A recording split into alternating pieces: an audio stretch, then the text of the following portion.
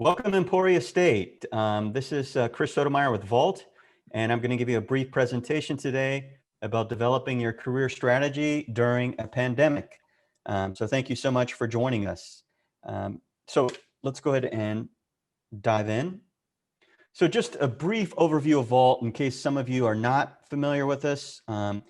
We are considered the world's #1 platform for career intelligence, and since 1996, millions from around the world have turned to us for rankings and research, guides, and advice. Our members are using Vault to launch and build the careers of their dreams. And we partner with over 800 universities from around the world, and our aim is to arm students with the information they need to be successful. So thank you so much for joining us today. Just a brief overview of what we're going to touch on. So the whole idea of a career strategy during a pandemic is this coronavirus situation has really rocked the world and had such big impact on business, on higher education, on entertainment. And so at that time, things that might have worked before the coronavirus may not be working now. So this is a time when you need to adapt your career strategy. And so I'm trying to give you some suggestions of what you can do that will make your career be successful even in the middle of a pandemic or in the middle of any other problems that might arise. And then I'll briefly touch on some of the resources that are available to you on Vault that can help you to shape your new career strategy to be successful during this coronavirus. So let's begin. Again, thank you for joining us. Here at Vault, we're trying to do everything we can to help students achieve their career aims. The good news and the silver lining in the cloud is that employers are still hiring. We still see employers, and we've surveyed employers, and we do a lot of questions with employers. And the good news is employers are still hiring. Companies still need great talent. And especially now, as they have to adapt their business strategies for the post-COVID world. And I think if we keep optimistic, I'm expecting that once the worst of this coronavirus crisis is behind us, there's going to be a big recovery. And I think that that's going to offer a lot of opportunity. So this is a right time. Employers are hiring. It's more challenging to get a role right now. But the good news is this is going to present opportunity in the longer term, especially once the worst of the coronavirus is behind us. So let's talk about a key concept that I'm going to keep referring to throughout the rest of this presentation. And that is the difference between something that is anti-fragile and something that isn't. So there's a writer named Nassim Taleb, and he wrote a book called Anti-Fragile, published in 2012. And in it, he emphasizes that a problem of the modern world is that we build so many systems and we just assume that things are going to go well or that things are going to go perfectly.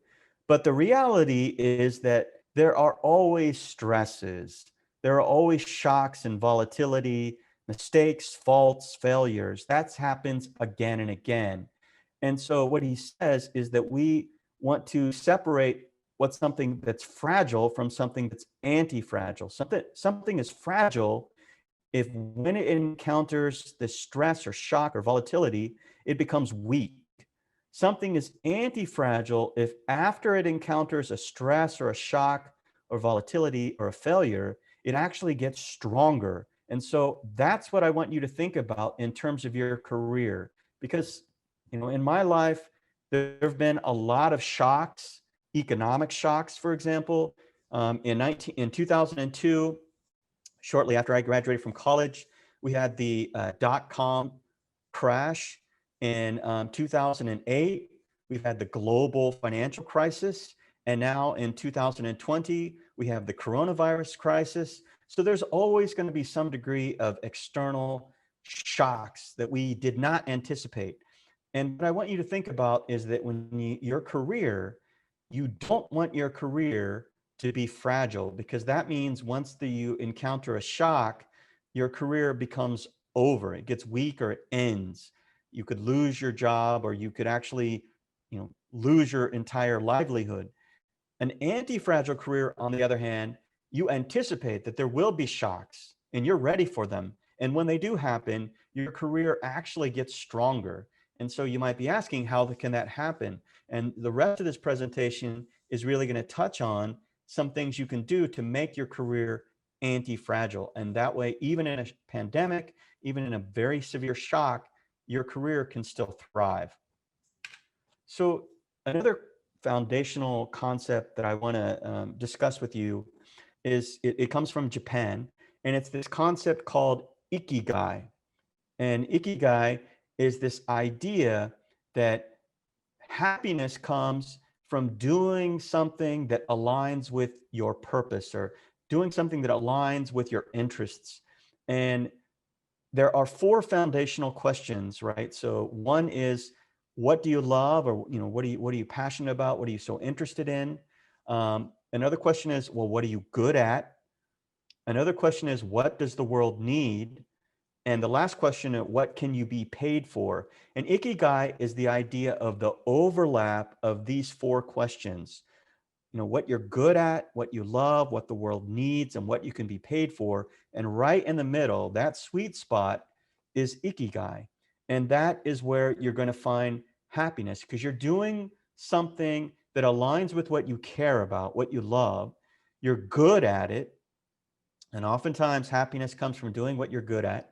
You're solving some problems, you're addressing the needs of the world, and you're also getting compensation. You're getting some form of income such that you can sustain yourself, you can pay for your bills, and you can also take care of your family if you're a family member, or your father or mother, or you have other loved ones you need to take care of. So that sweet spot right in the middle, that ikigai, that's what you want to really be thinking about.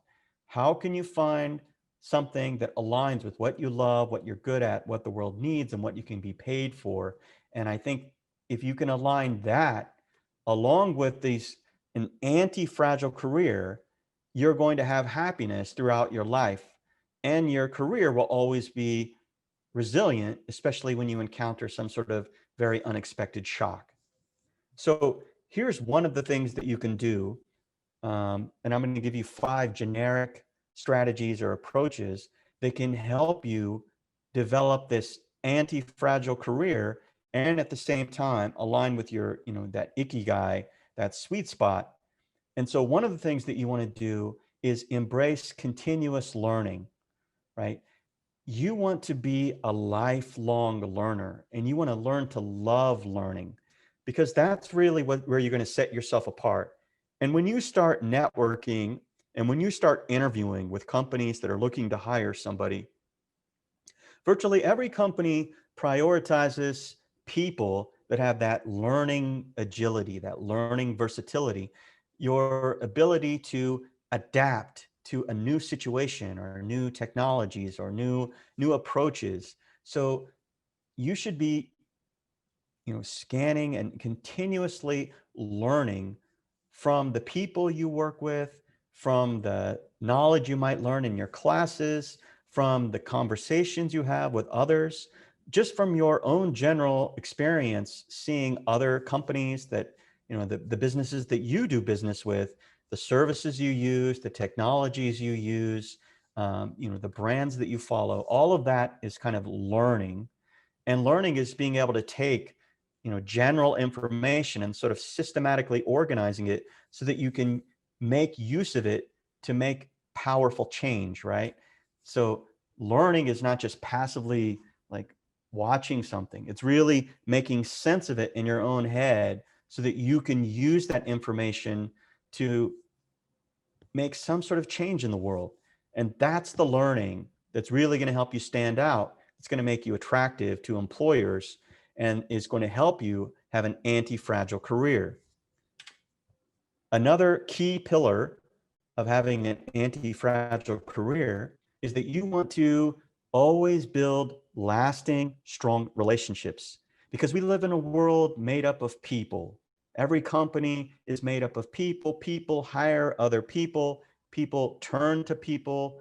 And so your ability to make strong relationships with other people, and if one of your most important relationships is going to be your relationship with your boss or your manager, if you have a good relationship, if your boss trusts you and believes in you and sees the great work that you do, she's going to be much more willing to invest in your professional development.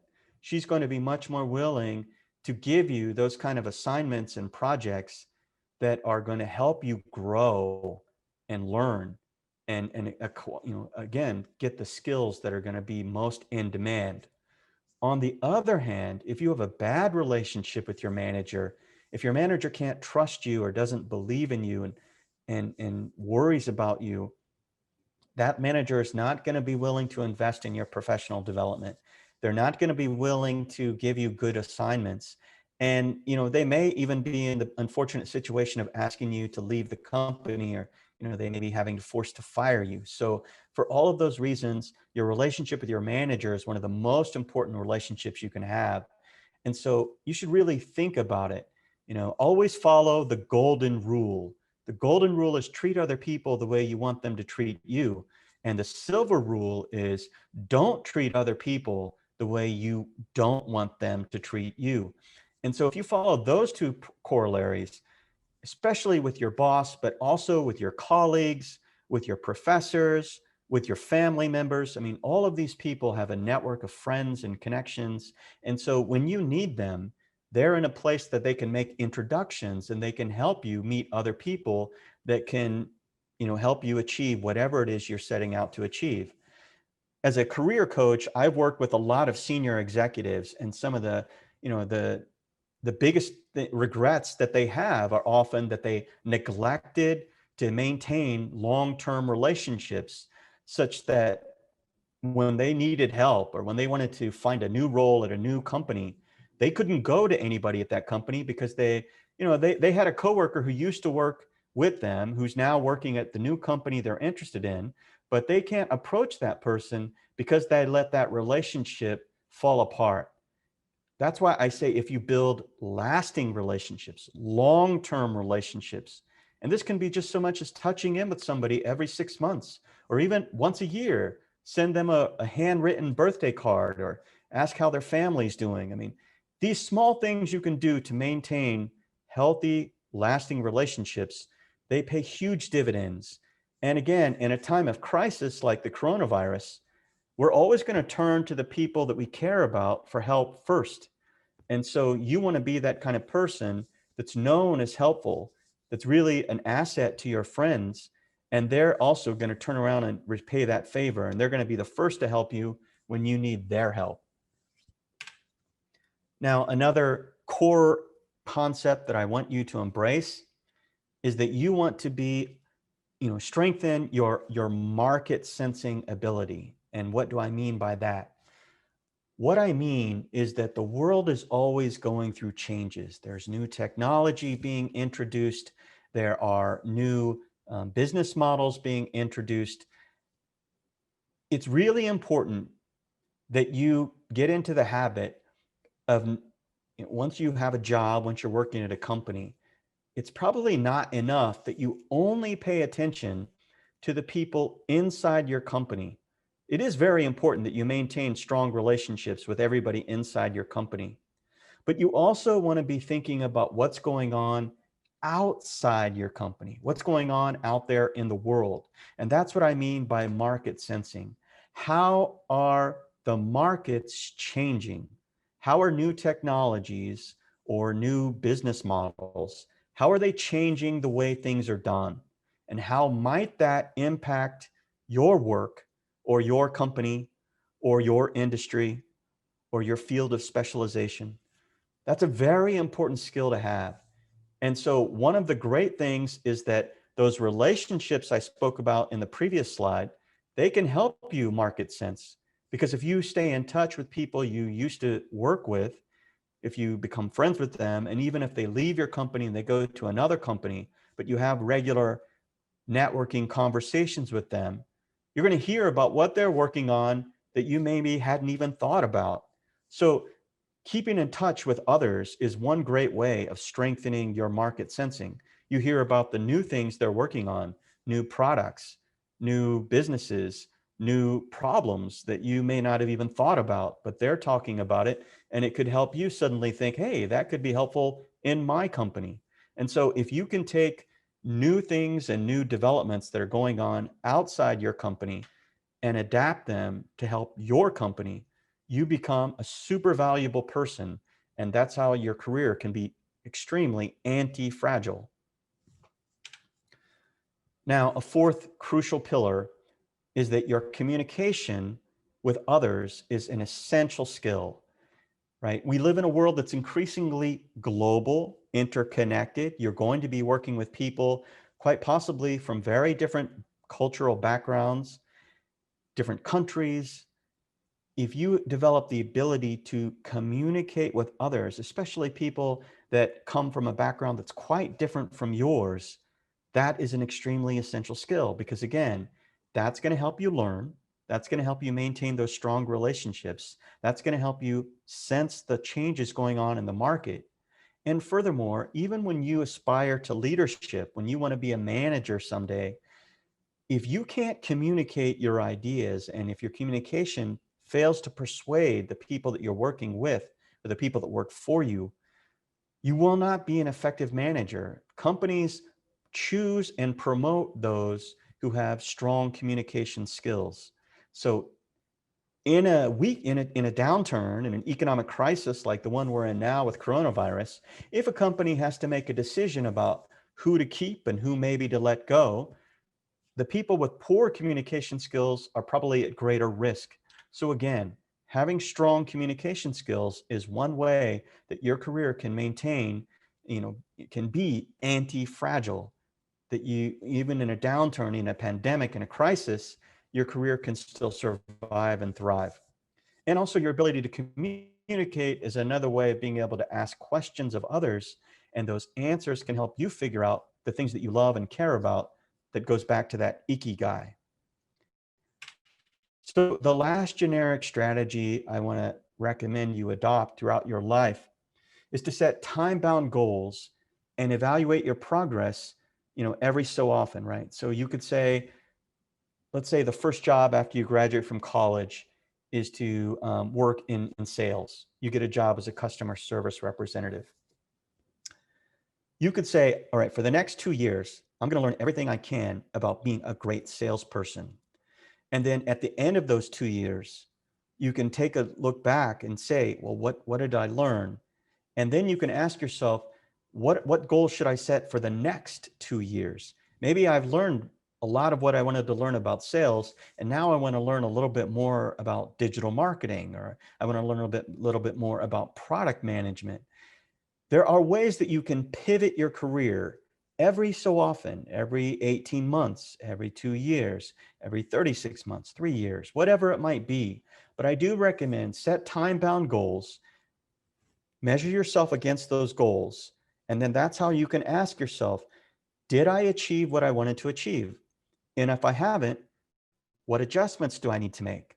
Right? So setting these time-bound goals helps you to figure out when you need to make changes, when you need to pivot your strategy or pivot your approach. And again, maintaining long-term relationships, learning, market sensing, all of these things can help you to be able to adapt your goals and to figure out what changes you might need to make to be able to achieve those goals. But if you keep setting these time-bound goals across your life, you're going to achieve a lot more in your life than people that never take this approach. And again, during a pandemic or during a major crisis like the one we're living in now, you can again set time-bound goals, measure your progress against those goals, and make changes as needed to be able to stay on track, right? That's a way that you can have an anti-fragile career and that you can survive even during a pandemic.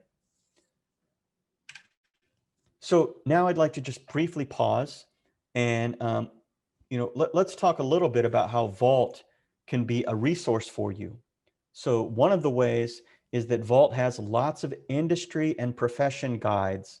So as you do your research, as you learn, and as you have conversations with others, especially important to have conversations with Emporia State alumni who can give you really good advice about their industry and professions. but you start to ask, does this sound like a good fit for me? Does, just going into the tech industry, does that seem like a good long-term move for me? Or does going into studying accounting or studying economics, or, am I trying to be a salesperson and develop my persuasion skills or my communication skills? All of those things, our industry and profession guides can help you to figure that out. What skills are important? What skills are in demand? And then once you know sort of a general idea of where you want to strengthen your skills and the kind of people you want to be working with, the company research and rankings can help you figure out which specific employers are a good fit for you, right? So you want to find out which companies are attractive, which companies are treating their employees very well, what kind of things are their employees saying about them. And you can find all of that research using Vault. And then the rankings help you figure out which companies are giving the best employee experience to their employees. And those employers are the ones that you really should prioritize learning more about. We also have tons of general career resources for you, resume samples, cover letter samples. We have networking guides. We have day in the life guides. We have lots of resources for you to help you define your career strategy and to keep your career anti-fragile. We have our blog, which is updated every single day with 3 to 5 new pieces of content, helping you to explore the future world of work. And of course, we have presentations just like the one I'm delivering now to help you as you develop your career strategies, as you launch and build the career of your dreams. So all those resources are available for you on Vault. And now I'd just like to pause and see, thank you so much for joining me. Are there any questions that I might be able to answer for any of the participants of today's session? If you want to type that in chat, or if you want to speak, I'm happy to respond to any questions that you might have. And I know sometimes people feel a little nervous asking a question in front of a group, which is no problem, because I'm also going to give you my contact information. If after this presentation, if you come up with any other questions, please don't hesitate to send me an email. I'll try to respond to you as quickly as I can. So again, thank you so much for joining us today. Really appreciate this time, and I hope you found this helpful. I wish you the best of luck as you develop your anti-fragile career strategies to thrive during this coronavirus crisis. And let's hope the worst of it will be over soon. But if you want to contact us, you can always contact me, Chris Sotomayor with Vault. So thank you so much, and I wish you all the best of luck. Have a great rest of your day.